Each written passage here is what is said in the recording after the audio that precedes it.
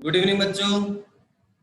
Good good evening sir. Evening sir. Start करते हैं आज की क्लास। और आज हम पढ़ने वाले हैं प्रत्यय। ठीक है, कल हमने पढ़े थे उपसर्ग। प्रत्ययों की चर्चा करेंगे। प्रत्यय क्या होते हैं। देखिए, उपसर्ग और प्रत्यय दोनों एक साथ चलते हैं। उपसर्ग आगे जुड़ते हैं, स्टार्टिंग में जुड़ते हैं, प्रत्यय लास्ट में जुड़ते हैं। ठीक है, एक एक दूसरे के अपोजिट एक तरीके से हम इनको कह सकते हैं। तो उन्हीं प्रत्ययों की हम चर्चा करते हैं। हिंदी के प्रत्यय कौन से होते हैं, कितने प्रकार के होते हैं, ठीक है, कैसे उनसे शब्द बनते हैं और किस प्रकार से मूल शब्द और प्रत्यय हम छांटते हैं अलग अलग करके। तो सबसे पहले बात करते हैं इसकी परिभाषा की। तो परिभाषा है जो शब्दांश किसी शब्द के बाद में लगकर उसके अर्थ को बदल देता है। उपसर्ग कहाँ लगे थे? पहले, जबकि प्रत्यय कहाँ लग रहे हैं? बाद में।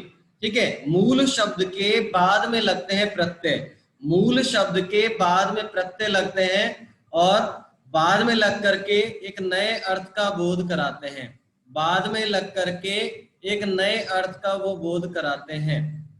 ठीक है, और भाषा में प्रत्यय का महत्व भी है। क्यों है महत्व? इसलिए है क्योंकि उसके प्रयोग से मूल शब्द के अनेक अर्थों को हम प्राप्त कर सकते हैं। भाषा में प्रत्यय का महत्व क्या होता है? भाषा में प्रत्यय का महत्व ये है कि हम इस प्रत्यय के प्रयोग के द्वारा मूल शब्द में अनेक अर्थों को हम प्राप्त कर सकते हैं। यौगिक शब्द बनाने में भी प्रत्यय महत्वपूर्ण होते हैं। ठीक है, यानी कि यदि हमें कोई यौगिक शब्द बनाना हो तो हमें प्रत्यय का प्रयोग करना चाहिए। ये बात तो आपको पहले पता होगा क्योंकि आपने यौगिक शब्द पढ़ लिए हैं। हाँ या ना? हाँ भाई, यौगिक शब्द पढ़ रखे हैं ना? Yes sir. Yes sir. तो ये तो आपको पहले पता होगा। तो यौगिक शब्दों में प्रत्ययों का योगदान होता है। अब चलते हैं आगे की भाई, प्रत्यय कितने प्रकार के होते हैं? हिंदी में 3 प्रकार के प्रत्यय होते हैं। पहला होता है संस्कृत, दूसरा हिंदी और तीसरा विदेशी। सेम जैसे उपसर्ग होते हैं, उपसर्ग के जितने प्रकार होते हैं उसी प्रकार से प्रत्यय के भी प्रकार होते हैं। उपसर्ग भी संस्कृत, हिंदी और बाहरी यानी विदेशी। ठीक है, ऐसे प्रत्यय भी संस्कृत में भी होते हैं, हिंदी में भी होते हैं और विदेशी भी होते हैं। सबसे पहले चर्चा करते हैं संस्कृत वाले प्रत्ययों की। वो कौन से होते हैं और कैसे उनसे शब्द बनते हैं। सबसे पहले आपके सामने प्रत्यय यहाँ पर दिया हुआ है, इत प्रत्यय। इत प्रत्यय से हम कैसे बनाते हैं? देखो, हर्षित। हर्षित जो शब्द यहाँ पर दिया हुआ है, हर्षित। अब इसमें मूल शब्द भी है और प्रत्यय भी है। अब देखो, यहाँ से यदि हम इसका मूल शब्द निकाले तो कौन सा निकलेगा? हर्षी निकलेगा या फिर हर्ष निकलेगा? बताएं। सर हर्ष। हर्ष निकलेगा। ध्यान रखना, मैंने उपसर्ग में भी बताया था आपको कि जो भी हम मूल शब्द निकाल रहे हैं वो मूल शब्द सार्थक होने चाहिए। जो भी हम मूल शब्द निकालते हैं वो हमारे सार्थक होने चाहिए, अर्थ को देने वाले होने चाहिए, निरर्थक नहीं होने चाहिए। जैसे हर्षी का कोई मतलब ही नहीं होता, हर्ष का मतलब होता है। तो हर्ष यहाँ से निकाल लिया हमने, और जब हर्ष हमने से इसमें निकाल लिया तो इसमें से क्या स्वर निकला? शी में से ई निकला कि नहीं निकला? Yes sir. चल गया। और बात तय, ये कौन सा प्रत्यय बच गया फिर हमारे पास? इत प्रत्यय। तो ऐसे हम प्रत्यय निकाल सकते हैं। ठीक है, अब एक दूसरे तरीके से भी देखो। अब यहाँ पर आपके सामने देखो, लज्जित दिया हुआ है, लज्जित। अब ये जो लज्जित है, इसमें अब मैं आपसे कहता हूं कि भाई इसमें इत प्रत्यय है, इसमें इत प्रत्यय है, लेकिन आपको इसमें से मूल शब्द बताना है। तो आप कैसे निकालेंगे? तो देखो, हमें ये देखना होगा कि भाई जो प्रत्यय होते हैं वो लास्ट में जुड़ते हैं, यानी कि यहाँ पर लास्ट में जुड़ रहे हैं वो। अब ये मत समझना कि ये मात्रा यहाँ लग रही है तो इसका संबंध इनसे नहीं है, ऐसा नहीं है। लज्जित यानी कि बोलते हैं, उच्चारण में तो हमें यहाँ पर ये दिखाई देती है, लेकिन यहाँ पर मात्रा इसकी यहाँ पर लगेगी। इस चीज को हमें ध्यान रखना है। तो देखो, यहाँ पर हम करेंगे इसका इत, हमने इसमें से प्रत्यय निकाल लिया तो ये हमारे सामने बचा क्या? लज। यही बचेगा, हाँ या ना? लज्ज बचेगा ना? Yes sir. अब मुझे बताओ, आपकी लज्ज कोई शब्द होता है क्या? No sir. No sir. निकलता है? आप लोगों ने कभी सुना है, कोई अर्थ निकाला है लज्ज का? नहीं निकाला ना। आपको बस यही चीज देखनी है कि भाई जिसका अर्थ ही नहीं निकल रहा वो बेकार है। ठीक है, फिर हमें इसको देखना है कि अर्थ क्या बन सकता है, इसे कौन सा सही सार्थक शब्द बना सकते हैं। लज्जा। तो इससे लज्ज नहीं बनेगा, लज्जा बन जाए। लज्जा। यही चीज आपको पहचान करनी। ठीक है, बस यही देखना है आपको। उसके बाद आप हल कर दोगे, किसी भी मूल शब्द में से प्रत्यय निकाल सकते हो। ठीक है, मूल शब्द और प्रत्यय अलग अलग छांट सकते हो। आगे चलते हैं, जैसे इक प्रत्यय दिया हुआ है, इक प्रत्यय जैसे मानसिक, मानसिक में एक प्रत्यय है मानसिक, मानसिक। अब इसमें एक प्रत्यय है, अब इसमें से मैंने एक प्रत्यय निकाल लिया। ठीक है, ये छोटी सी है, इसमें छोटी ई आएगा। ठीक है, और ये क्या हो गया, एक प्रत्यय निकाले तो कौन सा शब्द बचेगा इसमें अब? हाँ भाई, मानस। मानस सर। बिल्कुल सही है। तो इस प्रकार से बस छांटना है हमें, प्रत्यय आसानी से पता चल जाता है कि लास्ट में से हमें बाहर निकाल लें, और फिर जो मूल शब्द निकालता है वो अपना आप ही निकल जाता है। कई बार वो गलत निकलता है, उसे हमें सही लिखना है, बस इतना से करना है। ओके, अगला है हमारे सामने ईए प्रत्यय। अब ईए प्रत्यय को आप देखिए, इसमें भारतीय एक एग्जांपल दे रखा है, भारतीय है, मानवीय है, राष्ट्रीय और स्थानीय। तो यहाँ भारत प्लस ईए बन जाएगा, मानव प्लस ईए बनेगा, राष्ट्र प्लस ईए बनेगा और स्थान प्लस ईए बन जाएगा। ऐसे हम इसको अलग अलग छांट सकते हैं। क्लियर यहाँ तक सबको? उसके बाद ए प्रत्यय है आग्नेय, पाथेय, राधेय, कौन्तेय।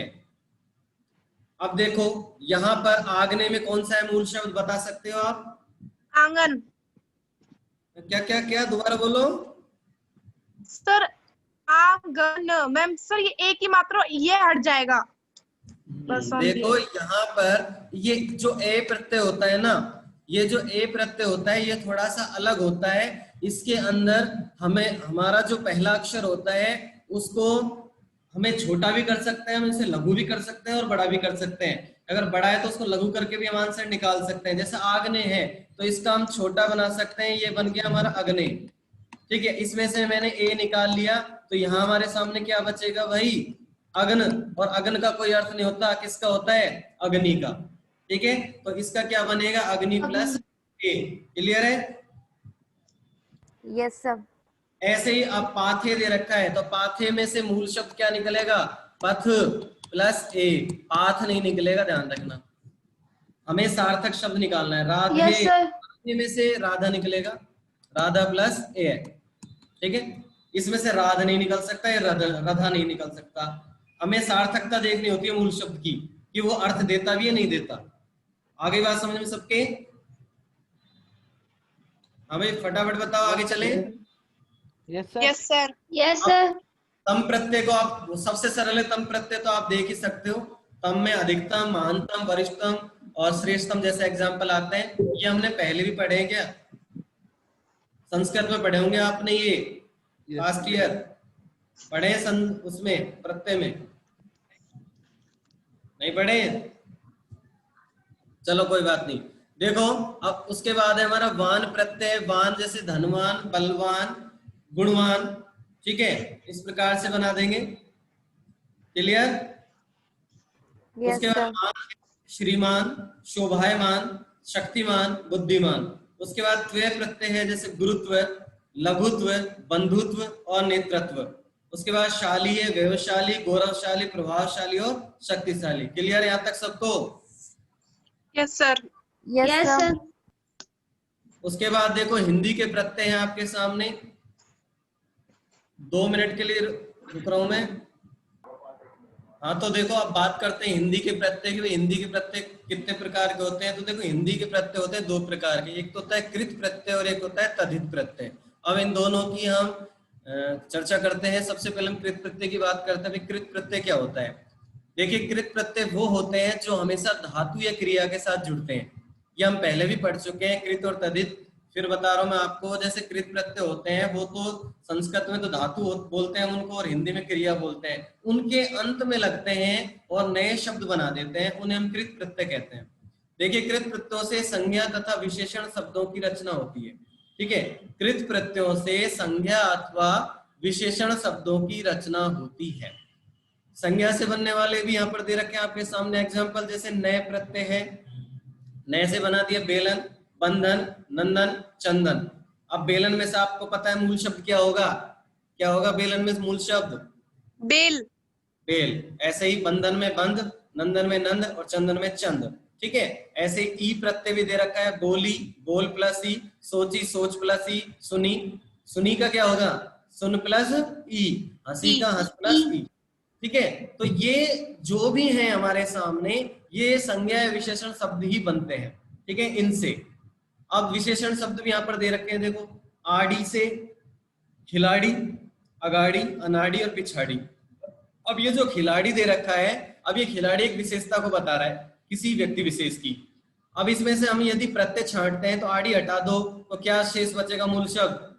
बताओ, खिलाड़ी में मूल शब्द क्या होगा? खिल। खिल। बिल्कुल सही है, बिल्कुल सही है आपका। तो इस प्रकार से हमें छांटने हैं। जैसे एरा प्रत्यय तो लुटेरा, बसेरा। अब लुटेरा में से क्या है, कौन बताएगा?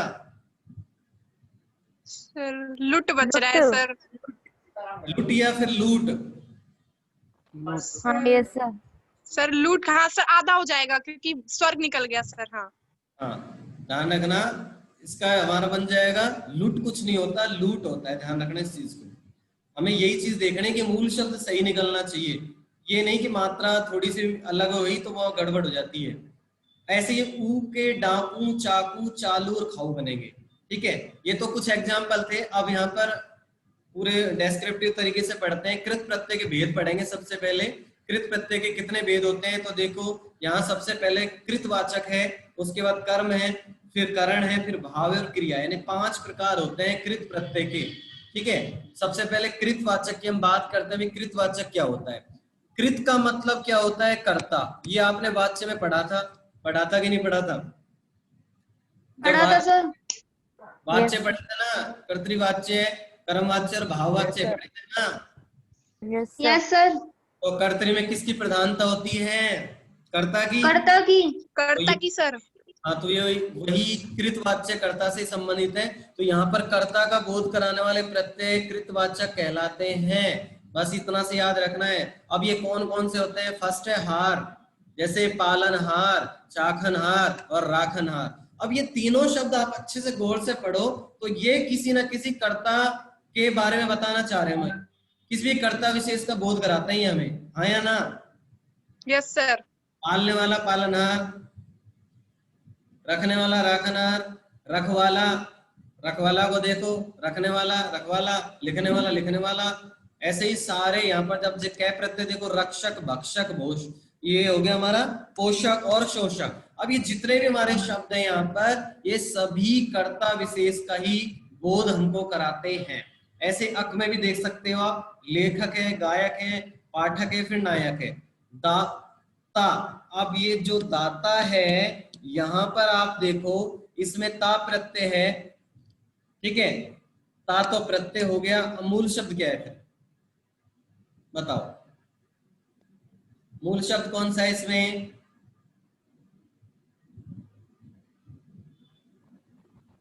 कितना सोच रहे हो? सर दा। बिल्कुल सही आंसर है दा।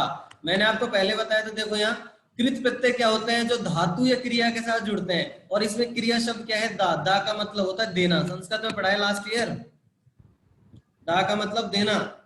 Yes sir. नहीं पढ़े? Yes, धातु sir. रूप, धातु रूप पढ़े ना? सर पढ़ा है सर। पढ़े सर। बस, तो दा का मतलब देना ही तो होता है, तो इसमें दा हो गया, ठीक है। दा मूल शब्द है और ता प्रत्यय, और इन दोनों का हमने संयोग बिठा दिया, इन दोनों को मिला दिया तो एक यहाँ पर कर्ता विशेष एक शब्द बन जाता है, दाता। क्लियर यहाँ तक सबको? आगे चलें। Yes sir. यस अब सर। आगे हम, हाँ कौन बोल रहा है? बोलो, चले आगे। Yes sir. Yes sir. अब आगे हमारे सामने सेकंड नंबर का कौन सा है? कर्म वाच्य। अब कर्म वाच्य क्या होते हैं भाई? कर्म वाच्य क्या होते हैं? कर्म का मतलब कौन बताएगा मुझे? कर्म क्या होता है? कर्ता को जो क्रिया करने के लिए अच्छा लगता है। दोबारा बताओ।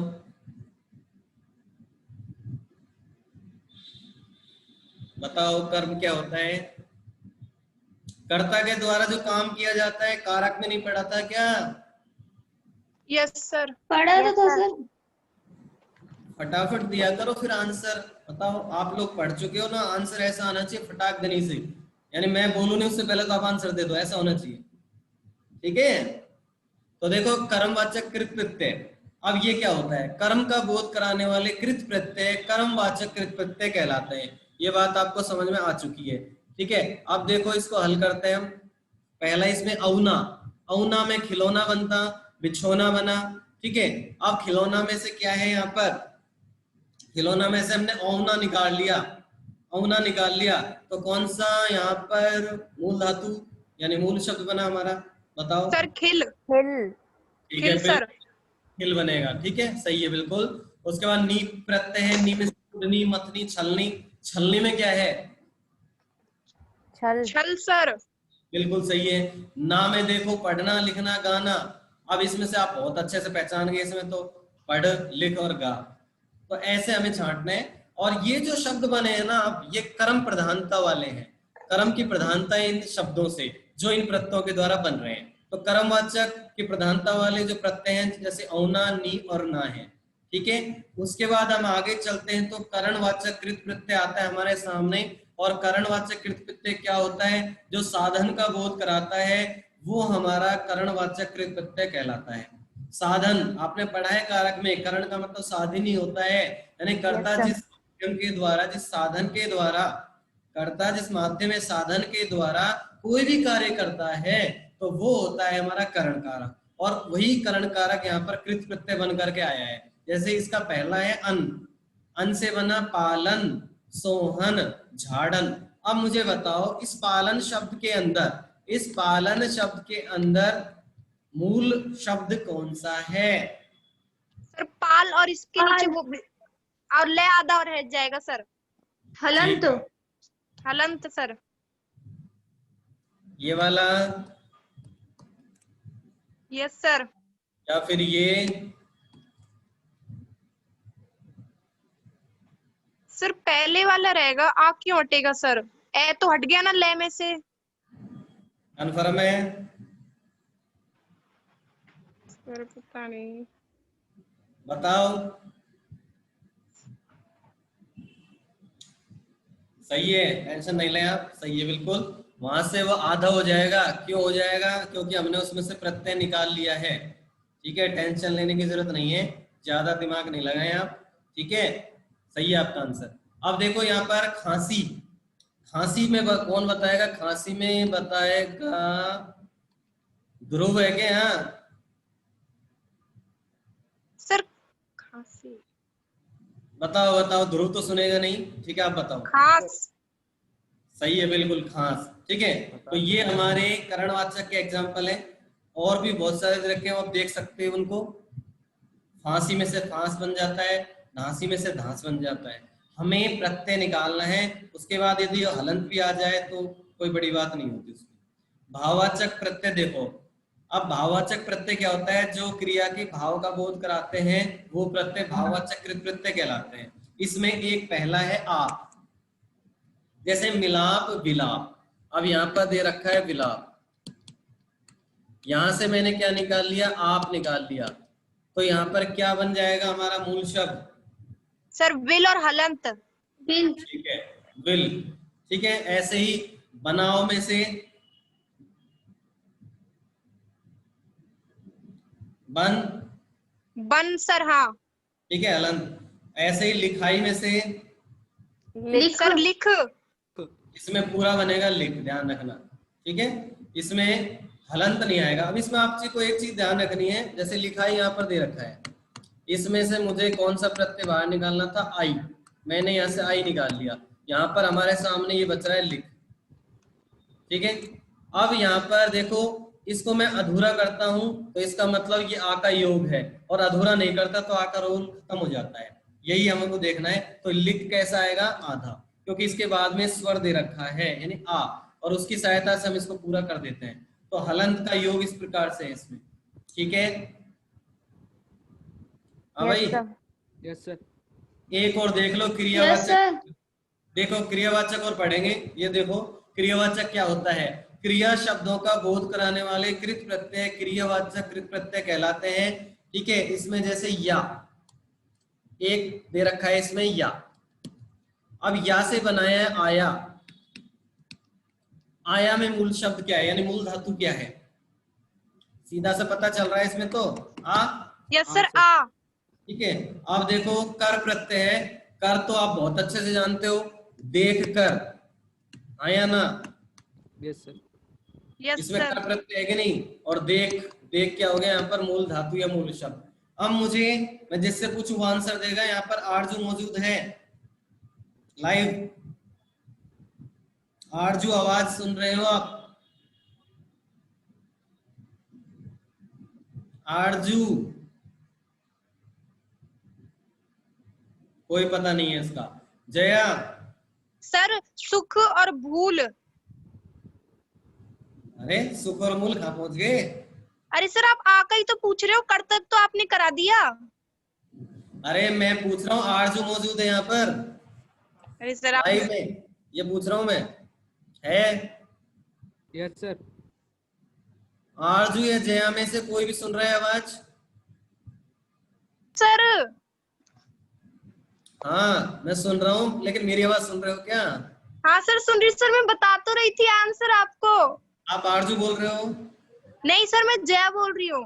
तो जया, मैं आपसे सवाल पूछ रहा हूँ, ये बताना है आपको कि देख कर में कौन सी क्रिया है। मैं ये पूछ रहा हूँ, मैं ये नहीं पूछ रहा प्रत्यय कौन सा है। मैं क्रिया पूछ रहा हूँ, देख कर में कौन सी क्रिया है, ये आंसर देना है, प्रत्यय का नहीं देना यहाँ पर। देख कर में सर मुझे नहीं पता, अभी मैंने लेक्चर नहीं देखे सर क्रिया के। बस यही पूछ रहा था मैं आपसे, कंफर्म यही कर रहा था। चलो कोई बात नहीं। लविशा आप बताएं। सर देखना। लविशा, सर देखना। देख कर में कौन सी क्रिया होगी? आपने लेक्चर तो देखे, आपने तो पढ़ा है लाइव।